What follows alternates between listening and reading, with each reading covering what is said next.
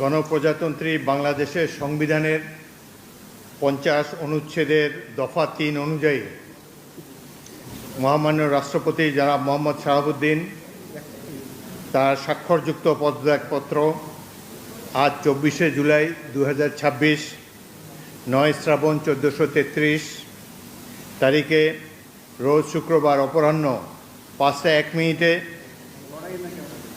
আমার নিকট পদত্যাগপত্র দাখিল করেছেন।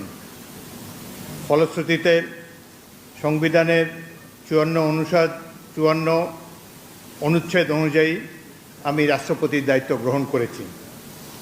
পদত্যাগপত্রটি আমি গ্রহণ করেছি এবং জাতীয় সংসদ সচিবালয়ের রেকর্ডে সংরক্ষণ এবং প্রয়োজনীয় প্রশাসনিক কার্যক্রম গ্রহণের জন্য নির্দেশ প্রদান করা হলো। কেন তিনি পদত্যাগ করেছেন এটি নিশ্চয়ই জানার কৌতূহল আপনাদের মধ্যে রয়েছে। তিনি লিখিতভাবে জানিয়েছেন যে তিনি গুরুতর অসুস্থ, হৃদরোগ, উচ্চ রক্তচাপ, ডায়াবেটিস ও কিডনি জটিলতায় তিনি ভুগছেন।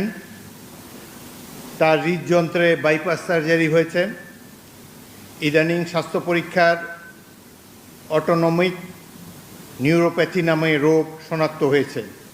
এই রোগের কারণে তিনি মাঝে মাঝে অচেতন হয়ে পড়েন। এসব রোগের প্রাদুর্ভাবে এবং শারীরিক ও মানসিক অসমর্থতার কারণে রাষ্ট্রপতির মতো গুরুত্বপূর্ণ সাংবিধানিক পদের দায়িত্ব পালন করা তার পক্ষে সম্ভব হচ্ছে না। তার দীর্ঘমেয়াদী চিকিৎসার প্রয়োজন।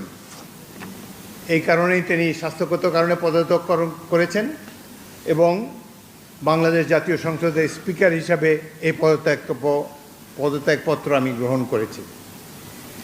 সংবিধানে ইতিমধ্যে আপনারা জানেন যেদিন আমি স্পিকার হিসাবে শপথ নিয়েছি সেই দিনই ভারপ্রাপ্ত রাষ্ট্রপতি হিসাবেও শপথ নিয়েছি যদি প্রয়োজন হয়।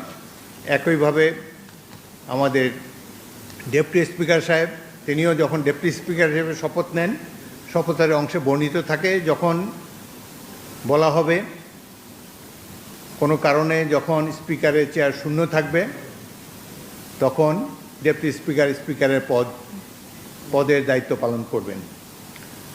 সুতরাং আজকে বাংলাদেশের নানা ধরনের কথাবার্তা আমি দুপুরে এসেই শুনছি। দেখা গেল যে এটি প্রকৃত, তিনি শারীরিক অসমর্থের কারণে পদত্যাগ করেছেন। আমি তার মঙ্গল এবং সুস্বাস্থ্য কামনা করি এবং আমার মনে হয় তিনি মাফিয়া সরকারের আমলে নির্বাচিত হলেও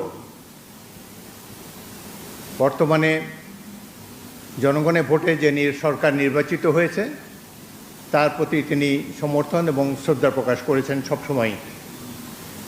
আমি তার মঙ্গল কামনা করি।